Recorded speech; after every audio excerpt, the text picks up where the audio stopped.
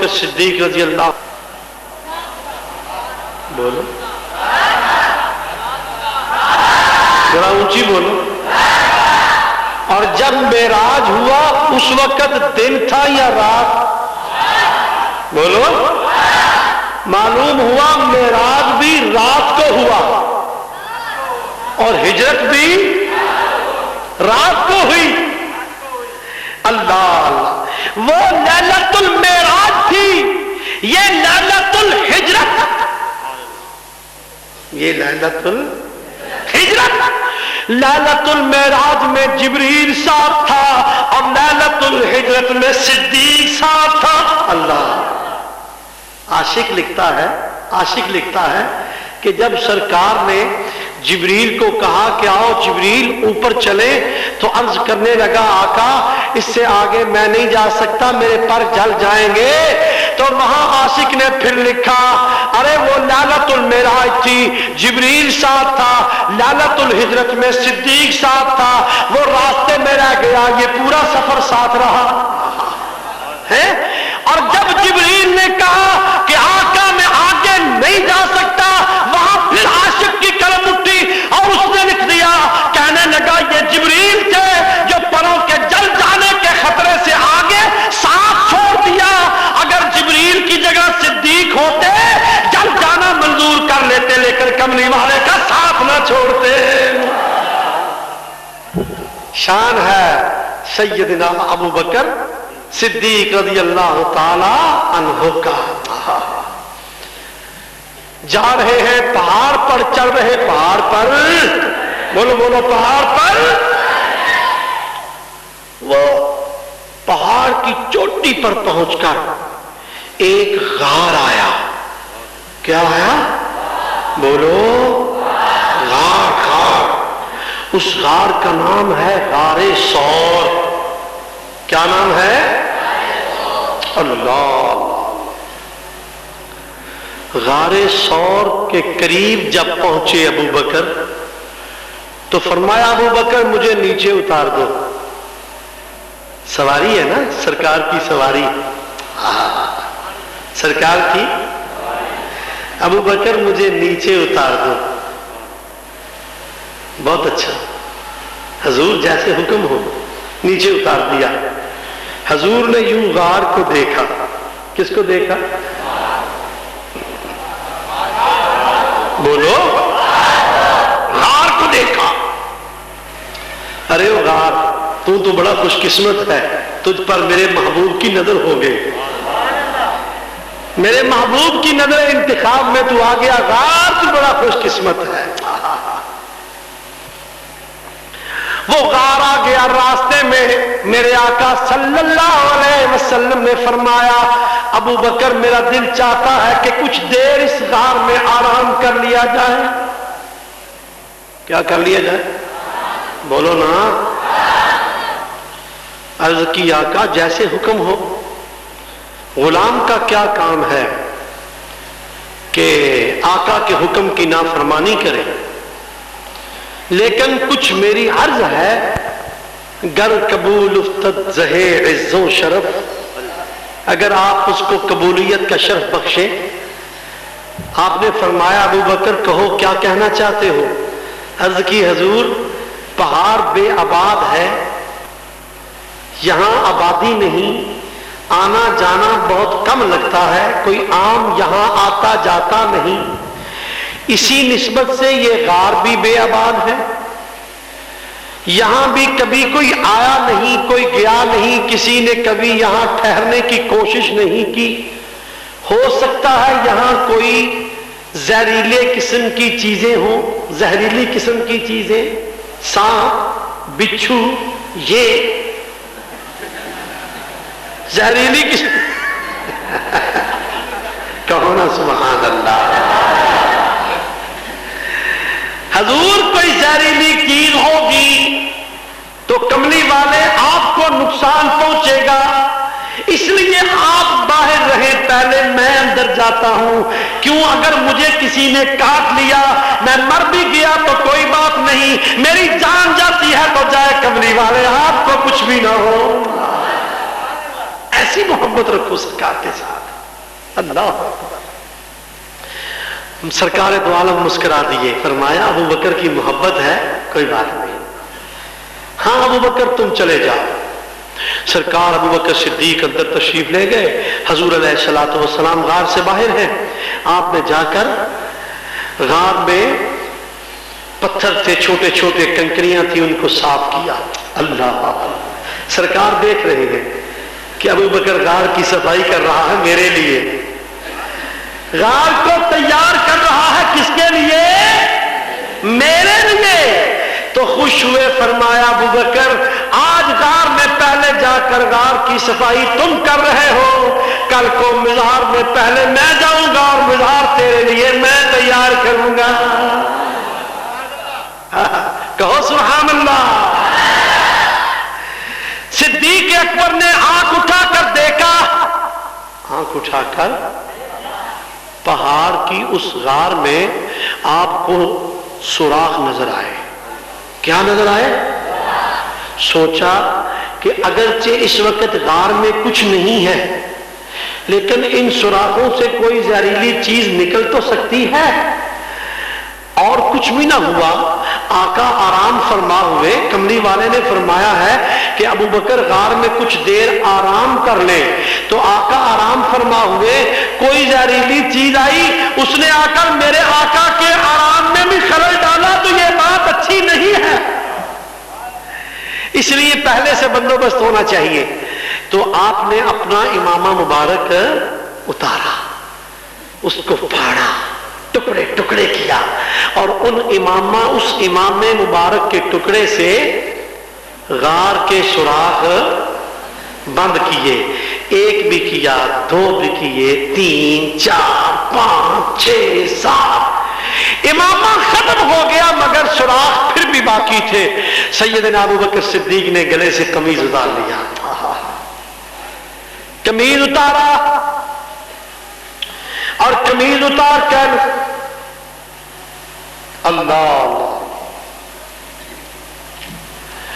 قمیض اتار کر سرکار نے وہ بھی پھاڑ دی. ابو بکر صدیق رضی اللہ تعالیٰ عنہ نے قمیض اتار کر پھاڑ دی, اور قمیض پھاڑ کر وہ باقی کے جو سوراخ تھے وہ بھی بند کر دیے. جب اطمینان ہو گیا کہ اب کوئی سوراخ کھلا نہیں ہے, تو باہر جا کر عرض کی, اے آقا اب تشریف لے آئیے, اب تشریف لے آئیے. حضور سرکار دو عالم صلی اللہ علیہ وآلہ وسلم اندر تشریف لائے. اب وہاں دو ہی تھے, یا سیدنا ابو بکر صدیق تھے, بولو رضی اللہ تعالی, بولو رضی اللہ تعالی, اور یا پھر حضور علیہ الصلوۃ والسلام تھے. سب کہو صلی اللہ. رب ذوالجلال کو وہ تنہائی کا نقشہ بڑا پسند آیا. تنہائی کا نقشہ, خدا نے وہ نقشہ قرآن میں کھینچ دیا. فرمایا ثانی اثنین اذ ہما فی الغار. بھائی ٹھہرو, ابھی نہیں بانٹو. او میاں ٹھہرو, جب سلام پڑھنے لگیں گے نا پھر بانٹنا. ابھی لوگ تمہاری مٹھائی کی طرف دیکھیں یا میری مٹھائی کی طرف دیکھیں؟ ابھی تو ان کو میں مٹھائی کھلا رہا ہوں نبی پاک اور ابو بکر صدیق کے ذکر کی. بولو یہ مٹھائی افضل ہے یا ہمارے والی؟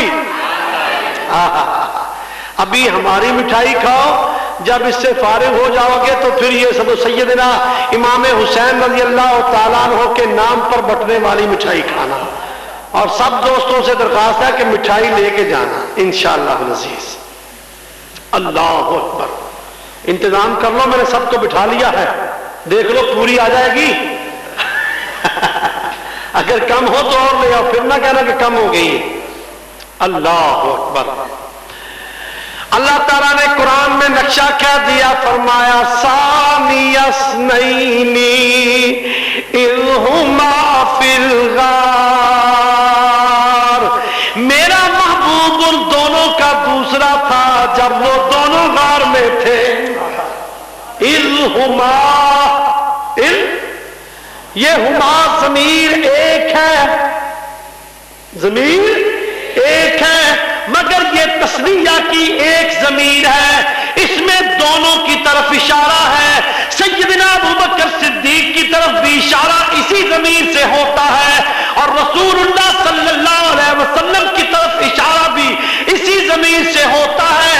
خدا نے قرآن کو محبوب کبریا اور ابوبکر صدیق کو قرآن میں ایک ضمیر میں اکٹھا کر دیا تاکہ پتہ چل جائے اللہ جس کو قرآن میں اکٹھا کر دے اس کو جدا کرنے کی کسی کی طاقت نہیں ہو سکتی۔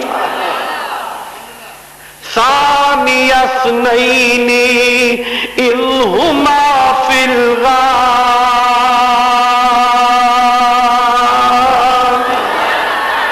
اللہ نے فرمایا میرا محبوب ان دونوں کا دوسرا تھا جب وہ دونوں غار میں تھے، جب وہ دونوں،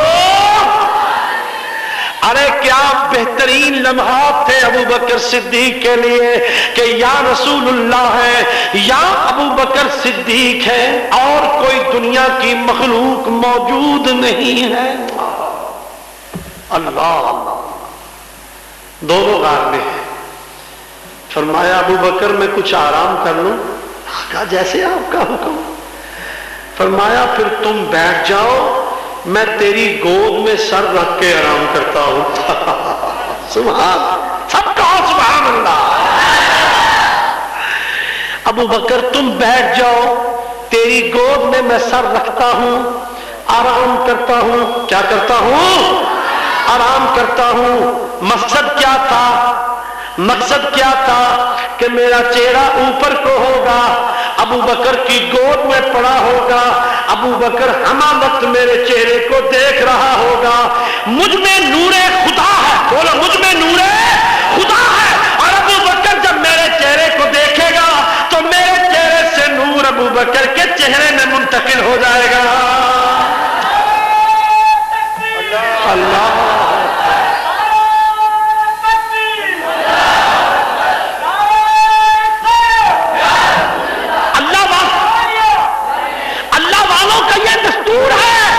جب کسی پر خصوصی نظر کرم فرمانا چاہتے ہو تو ان کو تنہائی میں علیحدگی میں لے جاتے ہیں اور وہاں علیحدگی میں اپنی صحبت میں رکھ کر اس کو اپنے رنگ میں رنگ دیتے ہیں۔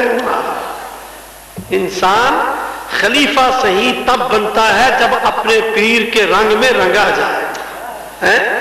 یہ پاک نے آپ کو چونکہ اپنا سجادہ نشین بنانا تھا، اپنا پہلا خلیفہ بنانا تھا، اس لیے ساتھ غار میں لے گئے کہ ابو بکر کو میں اپنے رنگ میں رنگ دوں، اپنے رنگ میں رنگ دوں، تاکہ جب یہ میری گدی پر بیٹھا ہو تو لوگوں کو اس کے چہرے سے میرا جلوہ نظر آ جائے۔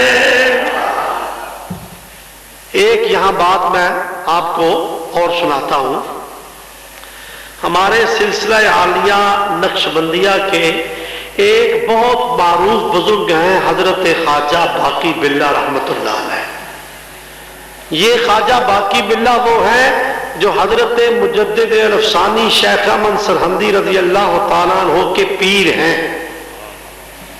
شیخ احمد سرہندی نام سنا ہوا ہے نا، مجدد الافسانی، وہ جنہوں نے اکبر جہانگیر کو تباہ کیا، اکبر کو تباہ کیا اور جہانگیر کے چھکے چھڑا کر پھر اس کو راہ راست پہ لے آئے اور جہانگیر ان کا مرید ہو گیا، شہنشاہ جہانگیر۔ اللہ، اور پھر اس جہانگیر نے اتنی خدمت کی کہ حضرت مجدد الافسانی رحمت اللہ علیہ فرمایا کرتے تھے، اے جہانگیر قیامت کے دن جب اللہ نے ہمیں جنت کے جانے کا حکم دیا تو ہم اس وقت تک جنت میں نہیں جائیں گے جب تک تمہیں ساتھ نہیں لے جائیں گے۔ وہ مجدد الافسانی شیخ احمد سرہندی اور ان کے پیر حضرت خواجہ باقی باللہ، بولو خواجہ باقی باللہ، سب کہو رضی اللہ تعالی عنہ۔ وہ حضرت خواجہ باقی باللہ مہمان نواز بہت تھے، جو بھی آتا جس وقت بھی آتا اس اگر بھوک ہوتی تو کھانا کھلاتے، پیاس ہوتی تو پانی پلاتے۔ چائے کا تو فیشن اب ہوا ہے نا، چائے اور پان، اس وقت چائے پان کا کوئی مسئلہ نہیں تھا. کھانا اور پانی. ایک دفعہ تقریباً یہ وقت ہوگا، رات کا کافی حصہ گزر چکا تھا، تو خواجہ باقی باللہ رحمت اللہ علیہ کے پاس 2 مہمان آئے. کتنے مہمان آئے بولو؟ یہ پوچھتا میں اس لیے ہوں تاکہ مجھے پتہ چلتا رہے آپ سو تو نہیں گئے. سن رہے ہو؟ سو گئے ہو؟ ماشاءاللہ. کم بولتے ہو، باقی معلوم ہوتا ہے گئے. ارے بولو، سنتے ہو؟ سو گئے ہو؟ ماشاءاللہ، سبحان اللہ. اللہ تعالیٰ آپ کو ہمیشہ دین متین کی باتیں سننے کی توفیق عطا فرمائے. تو حضرت خواجہ باقی باللہ رحمت اللہ علیہ کے پاس مہمان آئے رات کو. اس وقت لنگر ختم ہو چکا تھا. لنگر، لیکن یہ آپ کی ضمیر کے خلاف بات تھی کہ مہمان آئے اور وہ بھوکے سو جائیں. آپ نے اعلان کر دیا، فرمایا آج جو میرے ان 2 مہمانوں کو کھانا کھلائے گا اس کو منہ مانگا انعام دیا جائے گا. یہ نہیں کہا کہ میں اس کے کھانے کی قیمت دوں گا، نہ، فرمایا منہ مانگا انعام. ایک وہاں ہوٹل والا تھا، ہوٹل چھوٹا سا. اصل میں اس کا جو پیشہ تھا وہ نان لگانے کا تھا، روٹیاں لگانے کا. اس کو نان بھائی کہتے تھے. اور اس نے ساتھ ساتھ کچھ سالن وغیرہ بھی پکا کے رکھا ہوتا تھا کہ چلو لوگ کھا پی جائیں گے اور ذرا کچھ بچ جائے گا.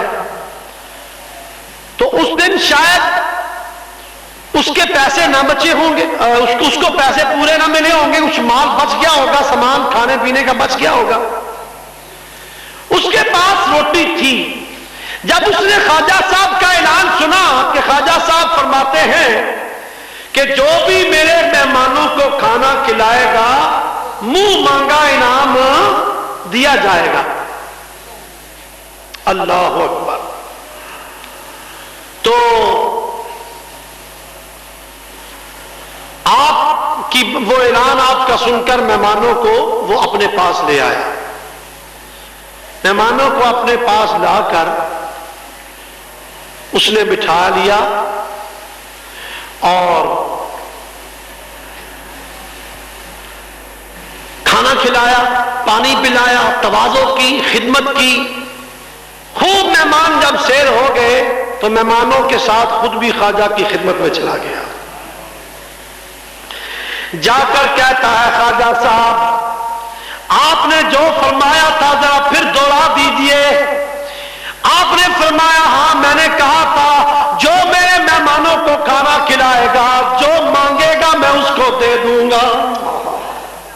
جو مانگے گا میں اس کو. عرض کرنے لگا خواجہ صاحب ان مہمانوں سے پوچھ لیجئے میں نے ان کو پیٹ بھر کر کھانا کھلا دیا ہے. آپ نے مہمانوں سے پوچھا کھانا کھا لیا؟ انہوں نے عرض کی حضور خوب پیٹ بھر کے کھایا، بڑی خدمت کی ہے اس نے ہماری. آپ نے فرمایا ٹھیک ہے میں تم پر خوش ہوں، جو دل چاہتا ہے آج مانگ لو. اللہ، جو دل چاہتا ہے آج مانگ لو. خواجہ صاحب نے جب یہ فرمایا کہ جو دل چاہتا ہے مانگ لو تو وہ بھی بڑا کوئی عشق والا تھا. اس نے کہا خواجہ صاحب اگر آج آپ موت میں آ ہی گئے ہیں تو میں یہ کہتا ہوں کہ مجھے بھی آج باقی باللہ بنا دیجئے. اللہ اللہ یا رسول اللہ صلی اللہ علیہ وسلم. یا خواجہ جی اگر آپ نے آج موج میں آ کر اعلان کر ہی دیا ہے تو میں یہ عرض کرتا ہوں کہ مجھے بھی آج باقی باللہ بنا دیجئے. یعنی کیا مطلب؟ اے خواجہ مجھے اپنے رنگ میں رنگ دیجئے. خواجہ صاحب نے فرمایا ارے اللہ کے بندے یہ بوجھ تجھ سے اٹھایا نہیں جائے گا، کچھ اور مانگ لے. اللہ، کچھ اور مانگ لے، یہ بوجھ تجھ سے اٹھایا نہیں جائے گا. وہ نان بھائی کہنے لگا حضور آپ نے یہ شرط تو نہیں لگائی تھی کہ جو بوجھ اٹھا سکو گے وہ دوں گا. آپ نے یہ شرط نہیں لگائی تھی. آپ نے تو فرمایا تھا جو مانگو گے دوں گا. تو حضور الکریم اچھے انسان وہ ہوتے ہیں جب وعدہ کرتے ہیں تو پورا کر کے دکھاتے ہیں. اور پھر قرآن میں بھی موجود ہے وَأَوْفُوا ان العہد کان مسئولا، اللہ فرماتا ہے وعدے کو پورا کرو، اس لیے کہ وعدے کے بارے میں قیامت کے دن تجھ سے سوال کیا جائے گا۔ تو خواجہ صاحب آپ نے وعدہ کیا تھا جو مانگو گے دوں گا، جو مانگو گے دوں گا، یہ شرط نہیں لگائی تھی جس کا بوجھ اٹھا سکو گے وہ دوں گا، جس کا بوجھ نہیں اٹھا سکو گے وہ نہیں دوں گا۔ میں بوجھ اٹھا سکتا ہوں یا نہیں، لیکن اتنا میں کہتا ہوں کہ مجھے باقی بلا بنا دیجئے۔ آپ نے فرمایا اچھا بھئی اب تو واقعی میں وعدے کے مطابق مجبور ہوں۔ اس کا بازو پکڑا اور حجرے میں لے گئے۔ اللہ، بازو پکڑ کر حجرے میں لے گئے، غلام انتظار میں ہے کہ دیکھو آج کیا رنگ چڑھتا ہے۔ اللہ اللہ اللہ اللہ، خدا کی قسم آپ کے مریدین کہتے ہیں کہ جب خواجہ صاحب عثمان بھائی کو لے کر حجرے سے نکلے، نہ صرف اس کو روحانی بلند مراتب پہ فائز کر دیا بلکہ خواجہ صاحب نے عثمان بھائی کو اپنی شکل میں متشکل کر دیا۔ کوئی دیکھ کر پہچان نہیں سکتا تھا کہ نان بھائی کون ہے اور خواجہ باقی باللہ کون ہے۔ کوئی پہچان نہیں سکتا تھا کہ نان بھائی کون ہے اور خواجہ باقی باللہ کون ہے۔ صرف اس بات سے اندازہ ہو رہا تھا کہ خواجہ صاحب معمول کے مطابق باتیں کر رہے تھے اور وہ نان بھائی خاموش تھا، اس پر سکتہ طاری ہو چکا تھا، کیونکہ آپ نے فرمایا تھا نا بوجھ اٹھایا نہیں جائے گا، تو وہ خاموش تھا۔ 3 دن تقریباً وہ نان بھائی اسی طرح خاموشی کے عالم میں رہا، اس کے بعد اس دار فانی سے کوچ کر گیا۔ انا للہ و انا الیہ راجعون۔ بہرحال عرض کرنے کا مقصد یہ ہے کہ اللہ والے جب کسی کو رنگنا چاہتے ہیں تو تنہائی میں لے جاتے ہیں۔ سرکار دو عالم صلی اللہ علیہ وسلم نے بھی جب ابو بکر صدیق کو رنگنا، اپنے رنگ میں رنگنا چاہا تو غار ثور میں لے گئے۔ کہاں لے گئے؟ غار، بولو غار ثور میں لے گئے اور وہاں 3 دن 3 راتیں قیام فرمایا۔ کتنے دن کتنی راتیں؟ بولو 3 دن اور 3، بولو 3 دن اور 3 راتیں قیام فرمایا۔ سرکار دو عالم صلی اللہ علیہ وسلم نے ذرا سیرت کی کتابیں اٹھا کر کے دیکھیے، تاریخ کی کتابیں اٹھا کر کے دیکھیے، روایات کو اٹھا کر کے دیکھیے، احادیث کو اٹھا کر کے دیکھیے، محدثین کو پڑھ کر کے دیکھیے، سب لوگ متفقہ طور پر لکھتے ہیں کہ جب دونوں غار میں چلے گئے اللہ نے ان کو محفوظ کرنے کے لیے مکری کو حکم دیا کہ جا اس غار کے منہ پہ جالا بنا دے، اور کبوتری کو حکم دیا کہ تو اس پہ گھونسلہ بنا کر انڈے دے دے۔ یہ آن کی آن میں 1-2 گھنٹوں میں سارا کام ہو گیا۔ مکڑی نے فوراً جالا بنا دیا، کبوتری آئی، اس نے کبوتر اور کبوتری انہوں نے تنکے پھڑ کے ادھر سے لا ادھر سے لا، جلدی جلدی تنکے رکھے، اور پھر اس کے بعد اللہ تعالیٰ کے حکم سے کبوتری نے انڈے دے دیے۔ وہ لگتا تھا جیسے غار کا منہ گھونسلہ ہے۔ کافروں نے پیچھا کیا۔ اب ان کی بات بھی بتا دوں نا، وہ جو تلواریں لے کر کھڑے تھے، صبح طلوع ہو گئی اور وہ واسیاں لے رہے تھے، دن چڑھ گیا ہے، پتہ نہیں آج نکلے نہیں ہیں۔ پھر دیکھتے ہیں دروازے کی طرف، دروازہ کھلا تو نہیں، دروازہ تو بند ہے۔ پھر دیکھتے ہیں سوال، یار خوب روشنی ہو گئی ہے، ابھی تک نکلے نہیں ہیں۔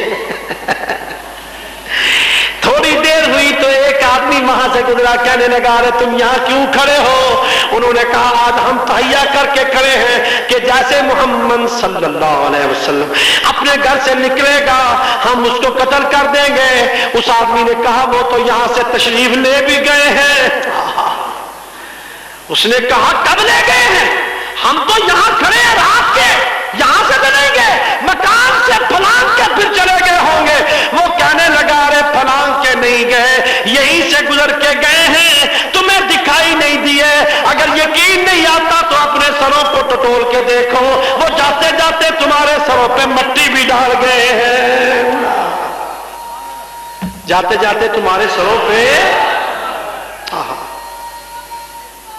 یا رسول اللہ صلی اللہ علیہ وسلم، جاتے جاتے تمہارے سروں پہ مٹی بھی آج بھی دیکھا ہے نا تم نے لوگوں کے سروں پہ مٹی کی راکھ ڈالتے ہیں نا، بولو راکھ ڈالتے ہیں نا. کوئی نہا دھو کر شیمپو بالوں کو کر کے آ بھی جائے تو دیکھ کے کہتے ہیں ارے کیا کر رہا ہے، تمہیں پتا نہیں دن کون سا، اپنی نشانی گراتے ہو. ارے یہ اس وقت کی ان کے بڑوں کے سروں میں سرکار نے خاک ڈالی ہے، ابھی تک چلی آتی ہے. اسی وقت سے یہ مثال بن گئی ہے، ارے تیرے سر میں خاک. کسی کو بد دعا دینا مقصود ہوتا ہے نا کسی کا، تو کہتے ہیں جا تیرے سر میں. اور یہ کتنے بدقسمت ہیں جو اپنے ہاتھوں سے اپنے سر میں خاک ڈال. اللہ تبارک و تعالی ہمیں خاک سے محفوظ فرمائے. جو بھی ہاتھ لگاتا نا، اچھا ہاتھ لگاتا. ابو جہل نے دیکھا ارے یہ تو واقعی مٹی. ابو لہب نے سر پہ دیکھا، ابو صفوان تم، ارے تمہارے سر میں بھی. دوسرے نے کہا ارے تمہارے میں بھی، ارے تمہارے میں بھی، ارے ساروں کے سر میں مٹی ڈال دیا. اللہ کہا چلو پیچھا کریں. اس سے پوچھا کہاں جاتے ہوئے دیکھا ہے؟ اس نے کہا میں نے مدینے کے رستے میں جاتے ہوئے دیکھا ہے. وہ مدینہ طیبہ جا رہے تھے. پیچھا کیا، جبل ثور پر چڑھے. جب جبل ثور پر چڑھے تو چلتے چلتے غار کے منہ تک آ گئے. کہنے لگے پاؤں کے نشان یہاں تک آتے ہیں، اس سے آگے نہیں جاتے. ان کی باہر کی باتیں سن کر اندر آواز آ رہی تھی غار کے اندر. وہ غار کے منہ پہ کھڑے باتیں کرتے ہیں، لیکن کہتے ہیں اگر اس غار کے اندر وہ داخل ہوتے تو یہ جالا نہ ہوتا، یہ گھونسلہ نہ ہوتا. کبوتری نے انڈے دے رکھے ہیں، کم از کم یہی ٹوٹ چکے ہوتے. معلوم ہوتا ہے وہ غار کے اندر نہیں گئے، لیکن ان کے پاؤں کے نشان یہاں تک آتے ہیں، اس سے آگے کہیں نہیں جاتے. کرے تو کیا کرے؟ اللہ تعالیٰ نے ان کی عقل کو وہی عمدہ کر دیا. انہوں نے غار کو، جالے کو غار کے منہ سے ہٹا کر دیکھنے کی کوشش ہی نہیں کی. ان کی آواز باتوں کے اندر آئی. ابو بکر صدیق بڑے رقیق القلب تھے. آپ نے رونا شروع کر دیا، یا رسول اللہ آپ کے دشمن غار تک پہنچ چکے ہیں، میں تو اپنی جان بھی قربان کر دوں گا، لیکن آقا آپ کو تو کچھ نہ ہو. جب ساتھی کو یوں غم سے دیکھا تو سرکار دو عالم صلی اللہ علیہ وآلہ وسلم نے اس کو دلاسا دیا. ابو بکر صدیق کو دلاسا دیا. رب ذوالجلال نے وہ نقشہ بھی قرآن میں کھینچ دیا. فرمایا ثانی اثنین اذ ہما فی الغار اذ یقول لصاحبہ لا تحزن ان اللہ معنا.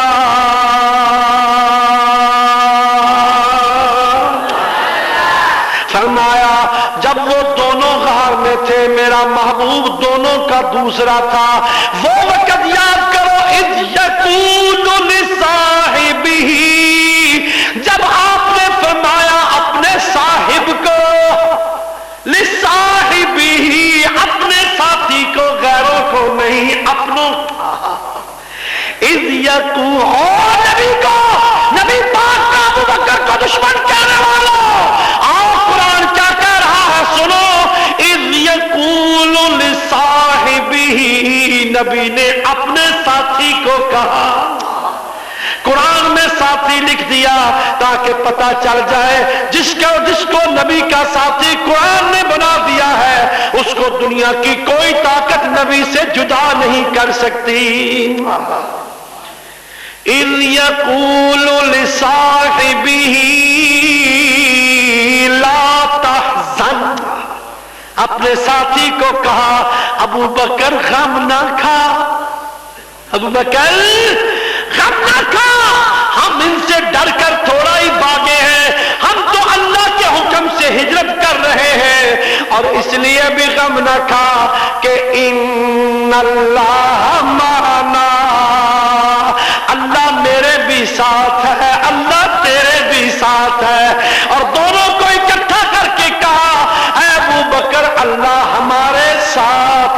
अल्लाह हमारे, अल्लाह हमारे, इन्नल्लाह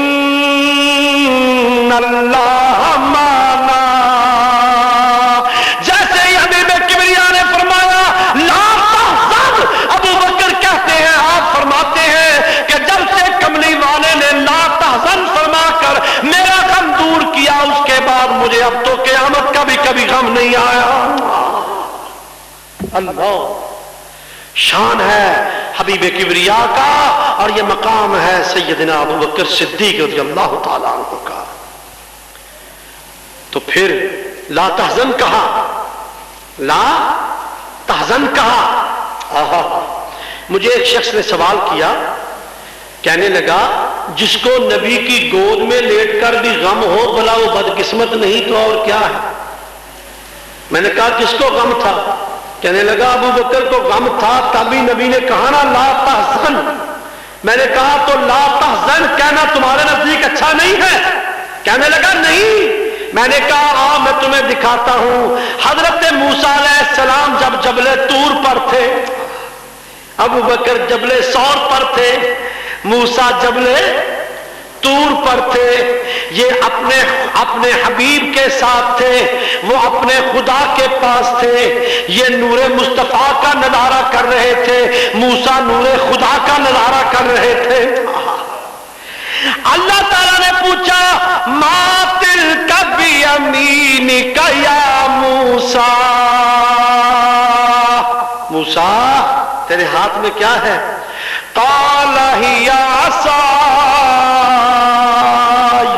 अतवक्कउ अलैहा व अहुश्शु बिहा अला गनमी व लिया फीहा मआरिब उखरा।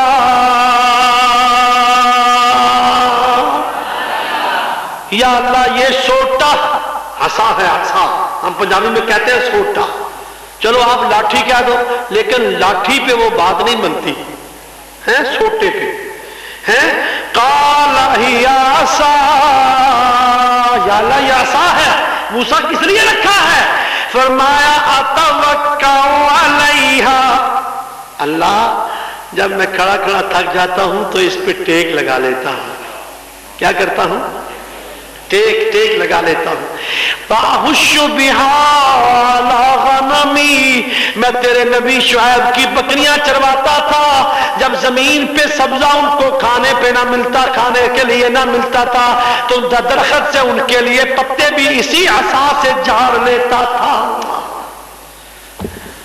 काम तो और भी बहुत लेते थे ना मूसा अलैहिस्सलाम, सोते थे, बहुत काम लेते थे। जो गड़बड़ करता डंडा, डंडा है, डंडा ये तर्जुमा सही है। या सा, या अल्लाह ये डंडा है। और जब कहा अतवक्कउ अलैहा, टेक लगाता हूं, बाहुश्शु बिहा अला गनमी, बकरियों के लिए पत्ते भी झाड़ता हूं। और फिर ये बताना चाहा या अल्लाह जो बिगड़ जाए उसकी मुरम्मत भी करता हूं।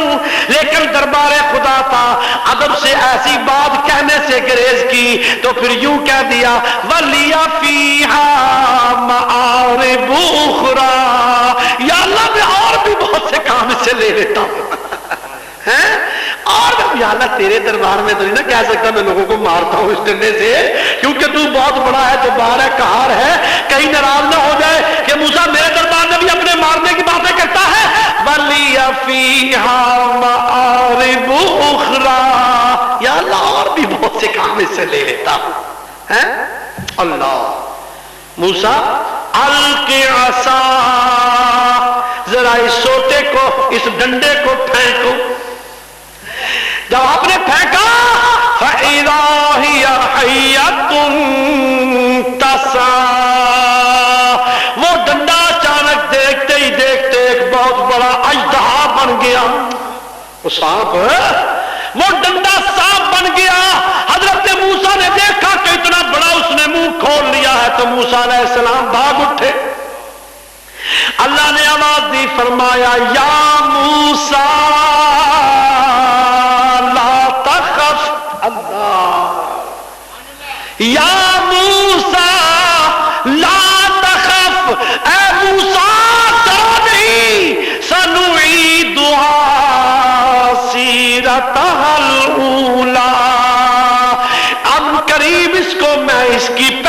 شکل پہ لے آؤں گا۔ اللہ نے اپنے نبی موسیٰ کلیم اللہ کو کہا لا تخف، تو کلیم اللہ کی شان میں فرق نہیں آیا۔ اور اسی طرح اگر حبیب اللہ نے اپنے صدیق کو کہا لا تحزن، تو ابو بکر کی شان میں بھی فرق نہیں آیا۔ اللہ نے حضرت موسیٰ کو لا تخف کہہ کر قیامت تک آنے والے دنیا کے تمام خوفوں سے دور کر دیا، اور نبی پاک نے ابو بکر کو لا تحزن کہہ کر دنیا کے سارے حزن سے دور کر دیا۔ وہ شان تھی خدا کی، یہ شان ہے مصطفیٰ کی، مل کے کہہ دو صلی اللہ علیہ وسلم۔ اور بتا دوں، وہ خوف تھا، یہ حزن ہے۔ پھر کہے گا جی خوف اور حزن میں فرق ہے؟ آؤ حزن کی بات کر دیتا ہوں۔ حضرت عیسیٰ روح اللہ علیہ السلام جب پیدا ہوئے، مائی صاحبہ جو کہ ابھی کنواری تھیں، شادی نہیں کی تھی، انہوں نے دیکھا کہ میرے ہاں بچہ پیدا ہو گیا ہے، میں نے تو شادی نہیں کی، قوم کو جا کر کیا منہ دکھاؤں گی، میری پاکیزگی کو تسلیم کون کرے گا، میں تو بیت المقدس کی خادمہ اور نبیوں کے خاندان کی لڑکی ہوں، لوگ مجھے دیکھ کر کیا کہیں گے، کیا کیا باتیں کریں گے۔ دیکھ کر گھبرائی اور کہا یا لیتنی مت قبل ھذا وکنت نسیا منسیا، ہائے ہلاکت ہو مجھ پر، میں مر جاتی، میرا نام و نشان تک نہ رہ جاتا تو اچھا تھا۔ مقصد کیا کہ اب میں کنواری ہوں تو بچہ پیدا ہو گیا ہے، میں لوگوں کو کیا منہ دکھاؤں گی۔ اللہ تعالیٰ فرماتا ہے ماں کو غم کی حالت میں دیکھ کر ابھی چند گھڑیاں ہوئی تھی، عیسیٰ علیہ السلام کو پیدا ہوئے تو فوراً بول اٹھے، فرمایا فناداہا من تحتہا اللہ تحزنی قد جعل ربک تحتک سریا۔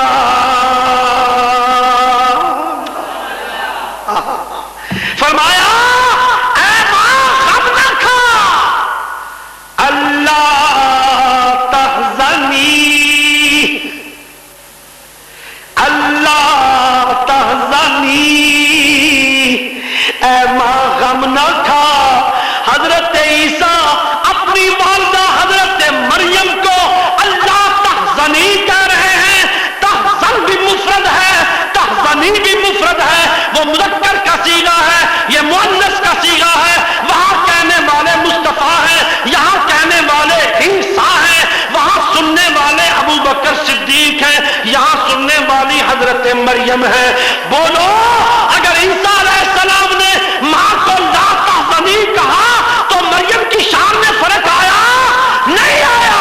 اگر لا تحزنی کہنے سے مریم کی شان میں فرق نہیں آیا تو لا تحزن کہنے سے ابو بکر صدیق کی شان میں بھی فرق نہیں آ سکتا۔ ارے شان میں فرق نہیں آیا بلکہ شان بڑھ گئی۔ شان، ارے جس کو لا تحزن اللہ کا حبیب کہہ دے، اس سے بڑھ کر خوش قسمت اور کون ہو سکتا ہے؟ کوئی کراچی میں پھر رہا ہو، فساد زدہ علاقوں میں ڈرتا ہو، ایس پی صاحب کہہ دے فکر نہیں کر، تیری ہوا کی طرف نہیں دیکھ سکتا، میں تیرے ساتھ ہوں، پولیس تیرے ساتھ ہے، تیری ہوا کی طرف کوئی نہیں دیکھ سکتا، ایسے چوڑا سینہ کر کے وہ چلتا ہے۔ ارے مجھے ایس پی نے کہا ہے فکر نہیں کر۔ اور اگر وزیر اعلیٰ بلا کر غوث علی شاہ اسے کہہ دے فکر نہیں کرو میں تمہارے ساتھ ہوں، اس کا تو پاؤں زمین پہ لگتا ہی نہیں، مجھے وزیر اعلیٰ نے کہا۔ اور اگر اتفاق سے وہ کہہ دے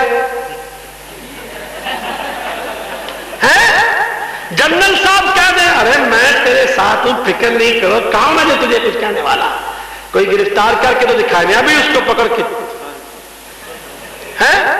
وہ تو جناب چھلانگے لگاتا ہے، کیوں؟ وہ کہتا ہے مجھے جنرل صاحب نے کہہ دیا میں تیرے ساتھ ہوں فکر نہیں کر۔ ارے جس کو وزیر اعلیٰ، گورنر، وزیر اعظم یا صدر کہہ دے وہ کسی کا فکر نہیں کرتا، اس کی بڑی شان ہوتی ہے، اور جس کو کملی والا فرما دے لا تحزن ان اللہ معنا، ابو بکر غم نہ کر اللہ ہمارے ساتھ ہے، اللہ ہمارے، مل کے کہو اللہ ہمارے۔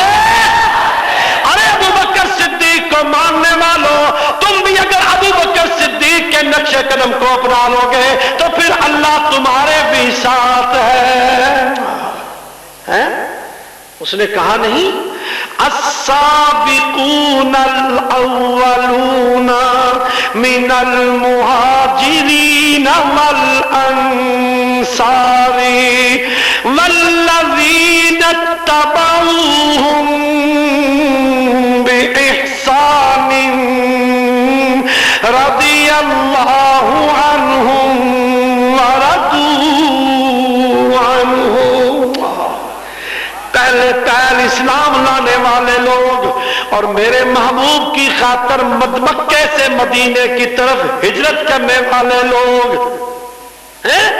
اور مہاجرین کی آنے والے مہاجرین کی امداد کرنے والے لوگ، مہاجرین کی امداد کرنے والے لوگ، فرمایا والذین اتبعوہم، اور مہاجر اور انصار جو دونوں کی اتباع کرتے ہیں، جو دونوں کے نقش قدم پہ چلتے ہیں، جو دونوں کی غلامی کرتے ہیں، اللہ فرماتا ہے میں نے سب کے لیے قرآن میں لکھ دیا ہے رضی اللہ عنہم ورضوا عنہ، اللہ ان سے راضی ہو گیا، وہ اپنے اللہ سے راضی ہو گئے، انہوں نے ایسے عمل کیے جن سے اللہ راضی ہو گیا، اور پھر اللہ نے ان پر اتنے انعامات کیے کہ وہ اپنے اللہ سے راضی ہو گئے۔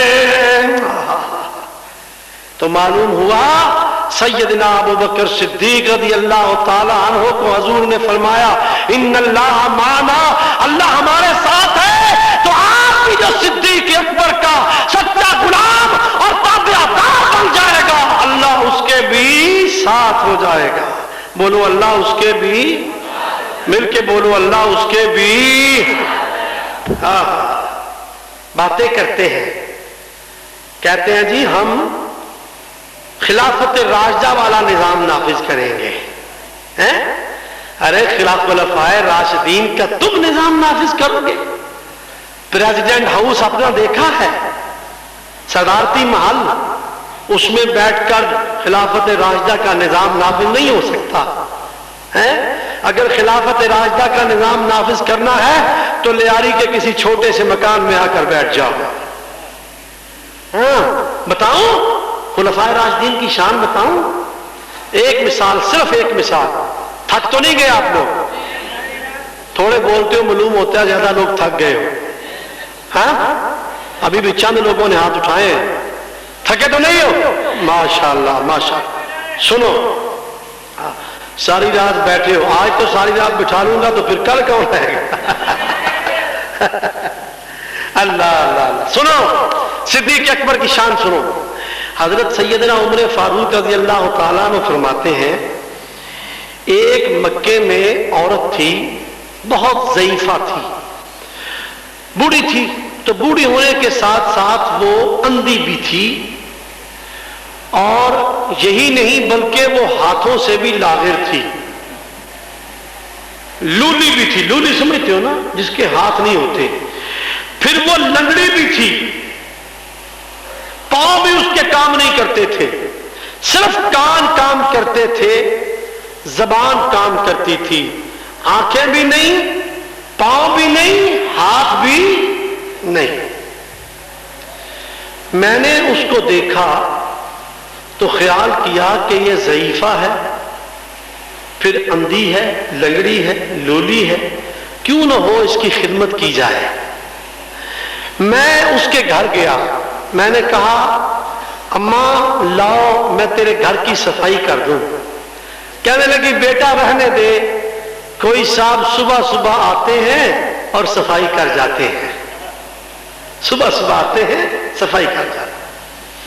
حضرت عمر فرمانے لگے میں نے سوچا اچھا کل میں نماز پڑھ کے صبح ہی صبح آ جاؤں گا تاکہ اس کی صفائی سے پہلے میں صفائی کر دوں، خدمت کر دوں، مجھے ثواب ہو، میں ثواب لوں۔ کل جب میں نماز پڑھ کے آیا تو دیکھا گھر کی صفائی ہو چکی ہے۔ میں نے کہا اماں آج بھی کوئی صفائی کر گیا؟ کہنے لگی ہاں بیٹا، وہ اس سے بھی صبح آتا ہے اور گھر کو صاف کر جاتا ہے، نہ صرف گھر کو صاف کر جاتا ہے بلکہ مجھے بھی کھانا پکا کے کھلا جاتا ہے۔ سیدنا عمر فاروق فرماتے ہیں میں بڑا متاثر ہوا کہ پتہ نہیں وہ حضور کا کون سا غلام ہے جو اس مائی کی اتنی خدمت کر رہا ہے اور اتنا بڑا ثواب لے رہا ہے۔ اللہ اللہ۔ دوسرے دن میں نے کہا کہ اچھا میں اذان جب ہو جائے گی تو نماز پڑھنے سے پہلے آؤں گا، دیکھوں گا وہ صفائی کرنے والا ہے کون جو اتنی صبح صبح آ کر صفائی کرتا ہے اور اس بوڑھی کی اتنی خدمت کرتا ہے۔ میں نماز پڑھنے سے پہلے گیا، اذان کے بعد میں نے پوچھا تو اماں نے کہا بیٹا آج بھی وہ اس سے صبح آیا تھا اور صفائی کر کے چلا گیا، اس سے بھی صبح صفائی کر جاتا ہے وہ۔ میں اور بڑا حیران ہوا، یہ دور تھا حضرت ابوبکر صدیق کا جب آپ خلیفہ تھے، اس وقت کی بات ہے۔ حضرت عمر فاروق رضی اللہ تعالیٰ عنہ فرماتے ہیں میں نے سوچا کہ اچھا کل اذان کی بھی انتظار نہیں کروں گا، تہجد کی نماز سے فارغ ہو کر سیدھا آ جاؤں گا، ذرا دیکھوں تو صحیح وہ ہے کون۔ جب میں تہجد کی نماز پڑھنے کے لیے آیا تو اماں نے کہا بیٹا ابھی ابھی صفائی کر کے نکل کے گیا ہے۔ اللہ، ابھی ابھی نکل کے گیا۔ میں نے کہا اچھا کل تہجد کی نماز بھی بعد میں پڑھوں گا، پہلے اماں کے گھر آؤں گا۔ اللہ اللہ اللہ۔ جب فرماتے ہیں کہ اس دن میں تہجد کی نماز سے پہلے اماں کے گھر آیا، میں نے دیکھا کہ کوئی شخص اس کے فرش پر جھاڑو دے رہا۔ میں بڑا متاثر ہوا اس شخص سے کہ رات کا آدھی رات کا وقت ہے اور یہ اس صحیفہ کی خدمت کر رہا ہے۔ کتنا عظیم انسان ہے اور کتنا خوش قسمت ہے اور کتنا یہ خدمت گزار ہے، کتنا بڑا اس کا مقام ہے۔ لیکن میرے آنے کی آہٹ اس صفائی کرنے والے نے بھی معلوم کر لی۔ جدھر سے میں آنے لگتا وہ منہ دوسری طرف کر کے جھاڑو دینے لگتا، میں ادھر سے گھوم کر دیکھنا چاہتا کہ دیکھوں اس کا چہرہ یہ ہے کون، وہ گھوم کے دوسری طرف رخ کر کے جھاڑو پہ دینے لگتا۔ مجھے ذرا تھوڑا غصہ بھی آیا کہ یہ چہرہ بھی نہیں دکھاتا، یہ کیا چاہتا ہے۔ میں نے اس کو آگے بڑھ کے دونوں کندھوں سے پکڑ لیا، ارے اتنی بڑی خدمت اور نیکی کرنے والے ذرا اپنا چہرہ تو دکھا۔ جب میں نے خود پکڑ کر چہرہ دیکھا تو وہ خلیفہ وقت ابوبکر صدیق تھے۔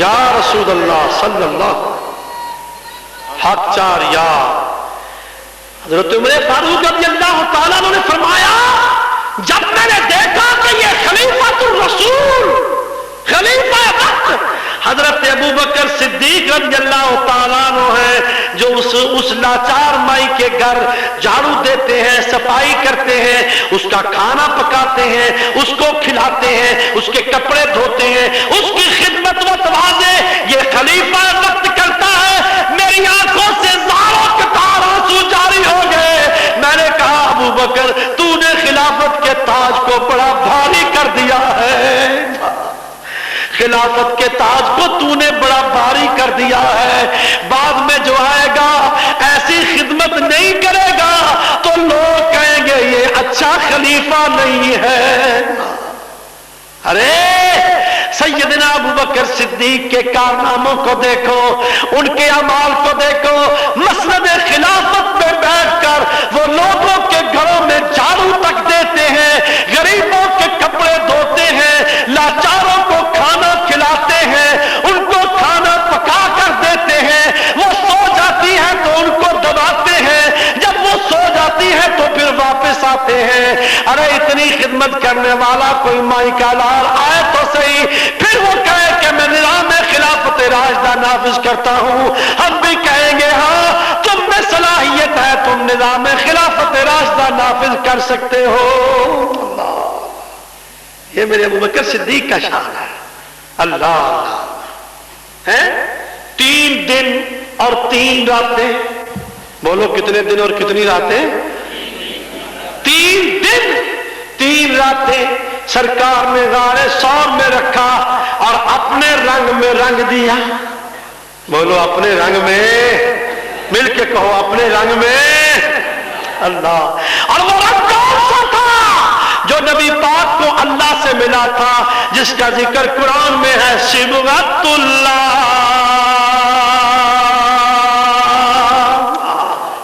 اللہ کا رنگ۔ خدا اپنے محبوب کو عرش پہ لے گیا، جہاں کوئی نہ تھا وہاں جا کر اللہ نے اپنا رنگ دیا۔ نبی پاک ابو بکر کو غار ثور میں لے گئے اور نبی پاک نے ابو بکر کو اپنے رنگ میں رنگ دیا، اور وہی رنگ ابو بکر صدیق کے پاس تھا جو آپ ساروں کو رنگتے رہے۔ اللہ اللہ اللہ اللہ، شان ہے سیدنا ابو بکر صدیق کا۔ 3 دن اور 3 راتیں، اذ یقول لصاحبہ لا تحزن ان اللہ معنا، جیسے حضرت خواجہ باقی بلّہ نے نان بھائی کو اپنے رنگ میں رنگا، لوگ باہر نکلے تو پہچانتے نہیں تھے، جیسی طرح نبی پاک نے اپنے ابو بکر کو اپنے رنگ میں رکھا۔ جب مدینہ طیبہ گئے تو مدینے کے لوگ پہچان نہیں رہے تھے ابو بکر کون ہے اور محمد مصطفیٰ کون ہے صلی اللہ علیہ وسلم۔ اور میں احادیث میں روایات دکھاتا ہوں کہ جب مدینہ طیبہ میں ابو بکر صدیق اور سرکار دو عالم صلی اللہ علیہ وسلم پہنچے تو لوگ پہچانتے نہیں تھے۔ کوئی ابو بکر کو نبی اکرم سمجھ رہا تھا اور کوئی حضور کو ابو بکر سمجھ رہا تھا۔ دونوں کی عزت اور دونوں کا احترام باقی تھا۔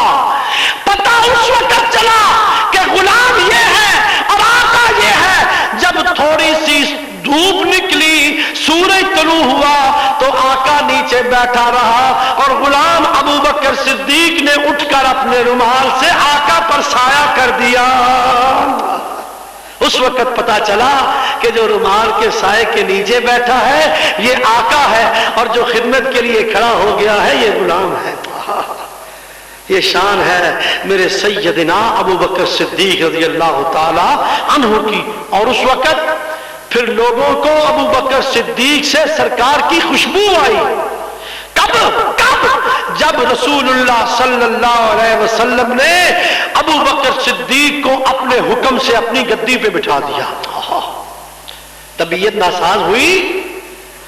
آپ حجرہ عائشہ صدیقہ میں آرام فرما تھے، بلال حبشی نے اذان دی، اللہ اکبر اللہ اکبر، اذان دی۔ اذان مکمل کرنے کے بعد جب جماعت کا وقت آیا، حجرہ انور کے دروازے پر دستک دی، پوچھا کون ہے؟ عرض کی آقا آپ کا خادم بلال ہوں، نماز کا وقت آ گیا ہے، آئیے اور نماز پڑھائیے۔ حضور نے فرمایا بلال ہماری ابھی طبیعت ناساز ہے، ہم ابھی باہر نہیں آ سکتے۔ حضرت بلال حبشی نے جب یہ سنا تو چونکہ وہ عاشق ذات تھے آنکھوں میں آنسو آ گئے، لیکن لوگوں سے چھپانے کے لیے آنکھوں پہ ہاتھ رکھ لیے باہر آئے، صحابہ کرام کی صف میں آ کر بیٹھ گئے منتظر کہ کب آقا آئے اور جماعت کرائیں۔ آج کل تو امام 1 منٹ لیٹ ہو جائے نا تو سارے گھڑیاں دیکھتے ہیں، دوسرے دن کمیٹی کہتے ہیں امام صاحب وقت پہ آیا کرو، مگر نہ اپنا بندوبست کر لو، ہم امام اور رکھ لیتے ہیں۔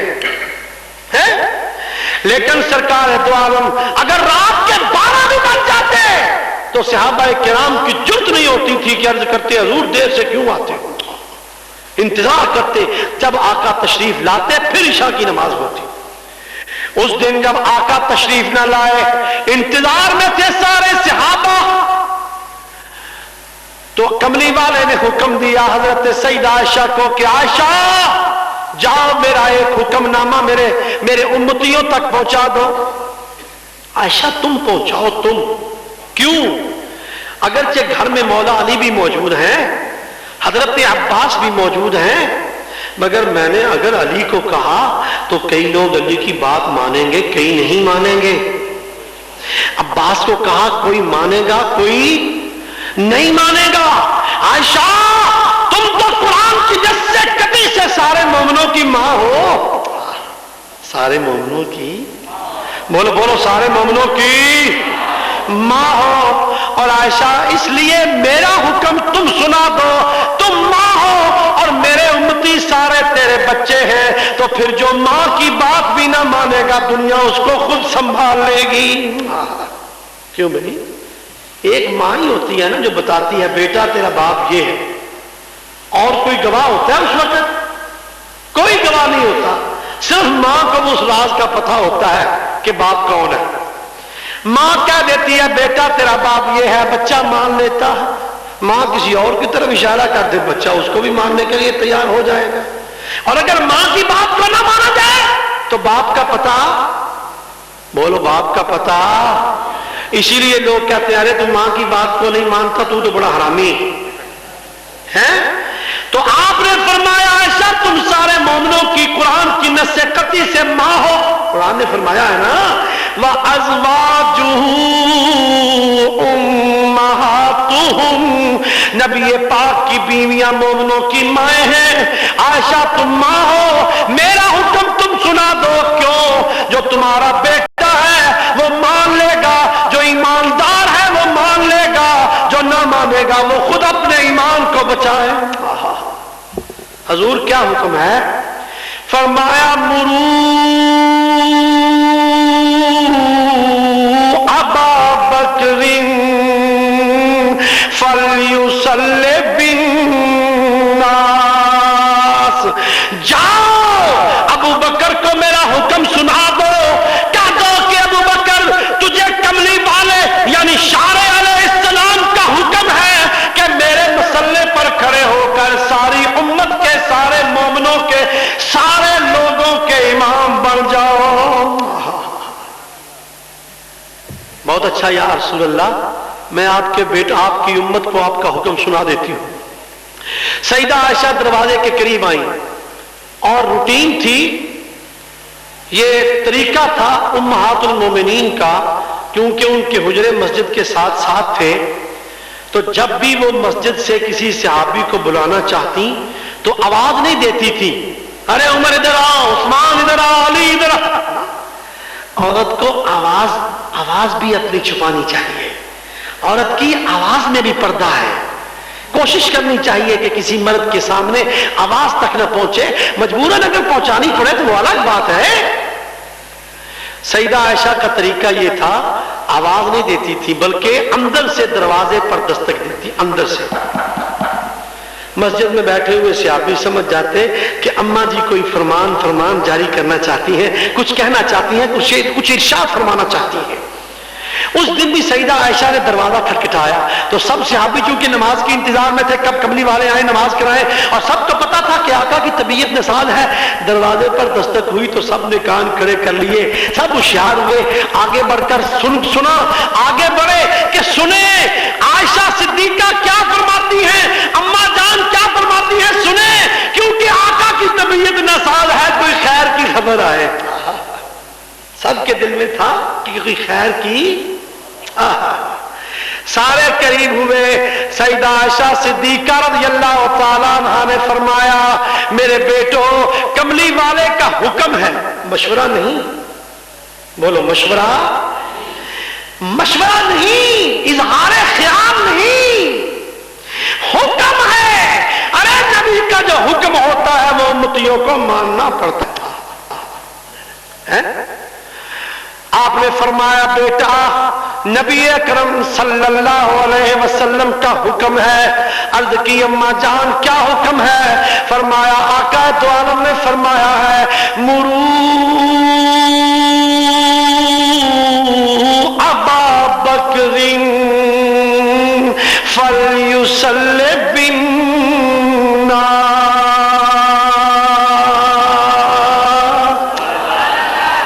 جاؤ جا کر ابو بکر کو حکم دے دو، اے ابو بکر، نبی کریم صلی اللہ علیہ وسلم کا حکم ہے، میرے مسئلے پر کھڑے ہو جاؤ، میرے جگہ پر کھڑے ہو جاؤ، میرے قائم مقام بن جاؤ، یعنی میرے مسئلے پر کھڑے ہو کر سارے لوگوں کے امام بن جاؤ۔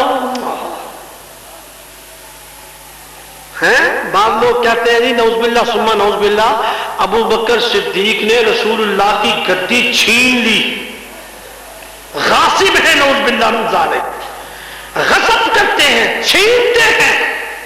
میں نے کہا ارے چھینتا تو وہ ہے جس کے پاس پہلے نہ ہو۔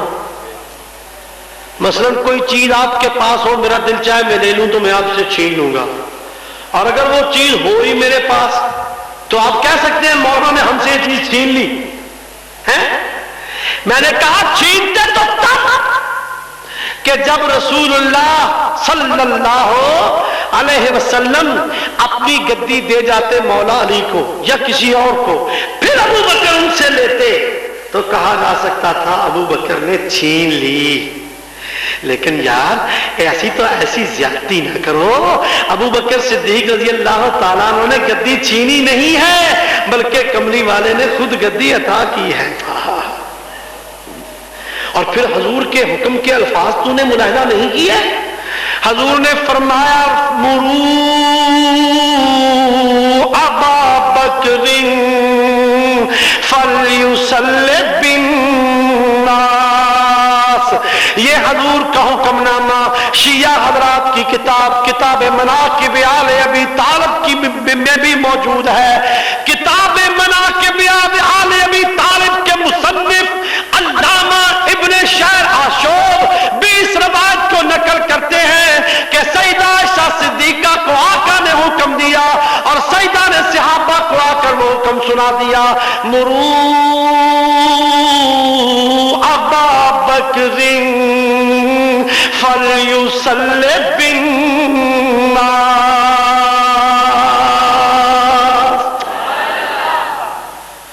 فلیصلی بالمؤمنین نہیں کہا، حالانکہ جن کو نماز پڑھانی تھی وہ سارے کے سارے مومن تھے، وہ سارے کے سارے مومن تھے، مگر پھر بھی فلیصلی بالمؤمنین نہیں کہا بلکہ فلیصلی بالناس کہا۔ کیوں؟ اس لیے کہ ابو بکر جب میں نے اپنی رسالت کا اس میں آ کر اعلان کیا تھا تو کہا تھا یا ایھا الناس انی رسول اللہ الیکم جمیعا، اے بنی نوع انسان میں تم سب کی طرف رسول ہوں۔ تو وہی الناس کا لفظ میں تیری امامت کے لیے استعمال کر رہا ہوں، مروا ابا بکر فلیصلی بالناس، ابو بکر کو حکم دو میری جگہ پر میرے مسئلے پر کھڑے ہو کر سارے لوگوں کا امام بن جائے، میں بھی سب لوگوں کا نبی ہوں، ابو بکر تو بھی سب لوگوں کا امام بن جا، تاکہ پتا چل جائے جن جن کا میں نبی ہوں ان کا تو امام ہے، اور جن جن کا میں نبی نہیں ان کا تو امام نہیں، ابو بکر جن کا تو امام نہیں ان کا میں نبی نہیں۔ مرو، کتنی اعلیٰ شان ہے ابو بکر صدیق رضی اللہ تعالیٰ عنہ کی، مرو ابا بکر فلیصلی بالناس، اللہ اکبر۔ اور پھر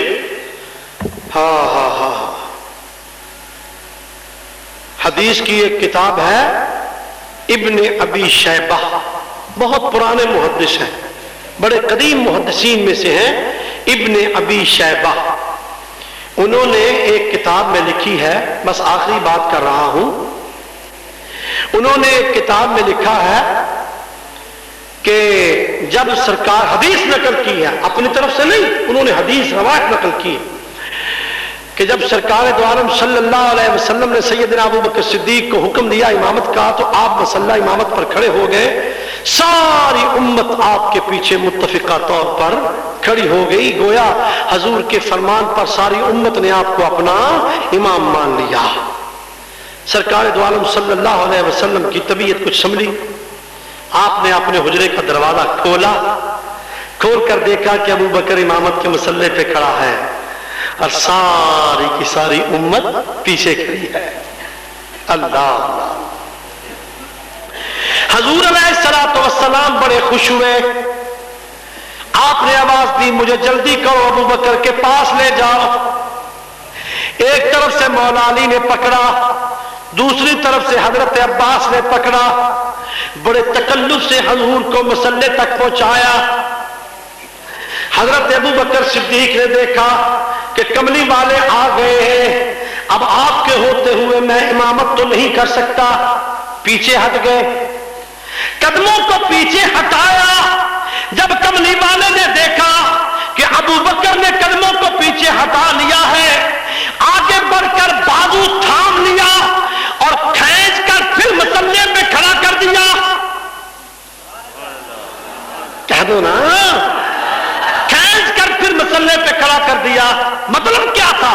ابو بکر اگر آج تم پیچھے ہو گئے, اس سے پہلے میں آتا تھا تو پیچھے ہو جاتا تھا, کوئی بات نہیں, آج چونکہ آخری باری ہے, اگر آج تم پیچھے ہو گئے لوگوں نے کل کو تانا دینا ہے. دیکھا نبی نے اپنے مصلی پر ابو بکر کو برداشت نہ کیا, تکلف سے آ کر پیچھے ہٹا دیا. ابو بکر آج پیچھے نہ ہو جاؤ, تم بھی مصلی پر کھڑے رہو, میں بھی یہیں کھڑا رہتا ہوں. تم بھی امام بنو, میں بھی امام بنتا ہوں. میں امام تمہارا بنتا ہوں, تو میری امت کا امام بن جا. اللہ اکبر. یا رسول اللہ صلی اللہ علیہ وسلم. ابو بکر آج پیچھے نہ ہٹو, یہیں کھڑے رہو. میں چاہتا ہوں ذرا آج قیامت کے قریب پیدا ہونے والے مسئلوں پر روشنی ڈال دوں. ایک تو یہ کہ جب تو بھی یہاں ہوگا میں بھی یہاں ہوں گا تو لوگ دیکھنے والے کہیں گے اور سمجھ جائیں گے ابو بکر نے مصطفیٰ کی گدی چھینی نہیں ہے, بلکہ کملی والے نے خود اپنی گدی ابو بکر کو عطا کر دی ہے. اپنی گدی خود ابو بکر کو عطا کر دی. اللہ, خود عطا کی ہے, اپنے ہاتھ سے کھڑا کیا, اپنے ہاتھ سے پکڑ کر. اور ابو بکر ایک مسئلہ اور بھی حل ہو جائے گا. کیوں؟ میری امت پر قیامت کے دن قیامت کے قریب پیدا ہونے والے خشک مولویوں نے اعتراضات کرنے ہیں کہ تم نبی کو کہتے ہو نبی حاضر ناظر ہے, تو بڑے گستاخ ہو. نبی حاضر ناظر ہو اور مصلی پہ تم خود کھڑے ہو جاتے ہو, نبی کے پیچھے نماز کیوں نہیں پڑھتے؟ نبی کے ہوتے ہوئے تو کسی دوسرے کے پیچھے نماز ہی نہیں ہوتی. تو ابو بکر آج میں بھی یہاں حاضر ناظر ہوں, تو بھی مصلی امامت پر کھڑا رہ تاکہ پتہ چل جائے نبی موجود ہو تو امتی امام بن سکتا ہے. نبی موجود ہو تو امتی امام, یہ دونوں مسئلے حل ہو جائیں گے. کوئی تجھے غاصب بھی نہ کہے گا اور میری امت کو کوئی تانا بھی نہ دے گا. میں بھی کھڑا رہتا ہوں, تم بھی کھڑا رہو. میں بھی مصلی پہ رہتا ہوں, تم بھی مصلی پہ رہو. میں تمہارا امام بنتا ہوں, تم میری امت کے امام بن جاؤ, تاکہ دنیا والے خود دیکھ لیں کہ ابو بکر نے مصلی چھینا نہیں, گدی چھینی نہیں, بلکہ کملی والے نے اپنے ہاتھ سے پکڑ کر اپنی گدی پر ابو بکر صدیق کو بٹھا دیا ہے. اللہ اللہ. ایک بات صرف اور کروں گا آخری. معراج کا واقعہ تو آپ نے علماء سے سنا ہوگا. حضور جب مسجد اقصی گئے تو وہاں جلسہ معراج النبی قائم ہوا. انبیاء علیہ السلام نے تقریر کی, حضور نے خطبہ صدارت دیا. اس کے علاوہ وہاں نماز بھی پڑھی گئی, نوافل ادا کیے گئے. 1,24,000 پیغمبر صفے بنا کر کھڑے ہیں. مصلی امامت خالی ہے.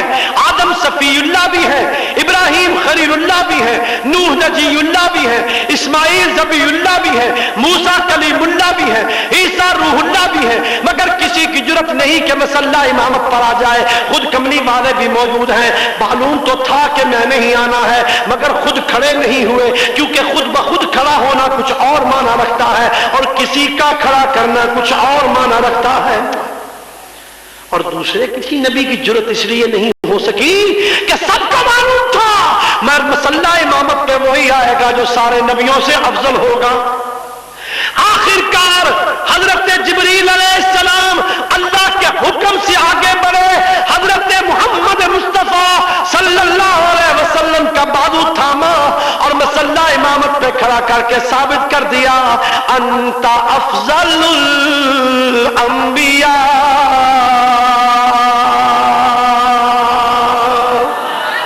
اے نبی آپ سارے نبیوں سے افضل نبی ہو. ارے میں پوچھتا ہوں ذرا انصاف سے بتاؤ, ذرا عدل سے بتاؤ, ارے ذرا انصاف اور عدل کو قائم رکھ کے بتاؤ. جبریل جس کا بازو پکڑ کر مسلح امامت پہ کھڑا کر دے وہ تو سارے مقتدیوں سے افضل ہو جاتا ہے, اور جس کا بازو تھام کر کملی والا مسلح امامت پہ کھڑا کر دے وہ سارے صحابہ سے افضل کیوں نہیں ہو سکتا. اسی لیے امام اعظم ابو حنیفہ رحمت اللہ علیہ نے بھی فقہ اکبر میں لکھا افضل الناس بعد الانبیاء ابو بکر. سارے لوگوں سے افضل, نبیوں کے بعد سارے لوگوں سے افضل اگر کوئی شخصیت ہے تو وہ سیدنا ابو بکر صدیق ہے. سب کہہ دو رضی اللہ, مل کے کہو رضی اللہ. اور وہ وقت تو ابو بکر صدیق کا بھولنے والا ہی نہیں. جب وقت وصال ہوا تو نصیحت کی, فرمایا میرا جنازہ پڑھا کر کفن دے کے نہلا کے جنازہ پڑھا کے میری چارپائی کو روضہ اطہر کے سامنے لے جانا, حجرہ انور کے دروازے کے پاس لے جانا اور باہر رکھ کر پوچھنا یا رسول اللہ آپ کی غار کا ساتھی آ گیا ہے, اگر حکم ہو تو مزار کا ساتھی بھی بنا دیا جائے. کملی والے نے اجازت دی تو مجھے حضور کے پہلو میں دفن کر دینا, وگرنہ باہر جنت البقیع میں لے جانا. صحابہ کرام نے نصیحت پر عمل کی. صدیق اکبر کو نہلایا گیا, کفن پہنایا گیا. عمر فاروق رضی اللہ تعالیٰ عنہ نے جنازہ پڑھا اور چارپائی کو اٹھا کر گنبد خضرا جہاں ہے یہاں حجرہ عائشہ صدیقہ ہے, حجرے کے دروازے کے سامنے جا کر چارپائی کو رکھ دیا. عرض کی آقا آپ کی غار کا ساتھی آ گیا ہے, اجازت ہو تو اندر لے آئے. راوی لکھتا ہے کہ اسی وقت حجرہ اندر کے دروازے کھل گئے اور آواز آئی اوصل الحبیب الی الحبیب, جلدی کرو میرے حبیب کو حبیب کے ساتھ ملا دو. چنانچہ حضور کی اجازت مبارکہ سے, حضور کی اجازت طیبہ سے سیدنا ابو بکر صدیق رضی اللہ تعالیٰ عنہ کو حضور کے حجرے میں آپ کے ساتھ آپ کے پہلو میں دفن کیا گیا. اور نقشہ قبروں کا یوں بتاتے ہیں کہ حضرت ابو بکر صدیق کا سر ہے اور سرکار دو عالم کا سینہ مبارک, یعنی یوں آگے پیچھے قبریں ہیں. یہ سر ہے حضور کا اور یہ سر ہے ابو بکر صدیق کا. حضور کا یہاں سینہ اور ابو بکر صدیق کا سر مبارک ہے. دور سے دیکھیں تو ایسے پتا چلتا ہے جیسے مزار میں بھی کملی والے نے ابو بکر کو اپنے سینے سے لگا رکھا ہے. یہ شان ہے میرے ابو بکر صدیق رضی اللہ تعالیٰ عنہ کا. دعا کیا کرو یا اللہ ہمیں سیدنا ابو بکر صدیق رضی اللہ تعالیٰ عنہ کے نقش قدم پر چل کر حضور کی غلامی نصیب فرما. مل کے کہو آمین, اور زور سے کہو آمین. وآخر دعوانا الحمدللہ رب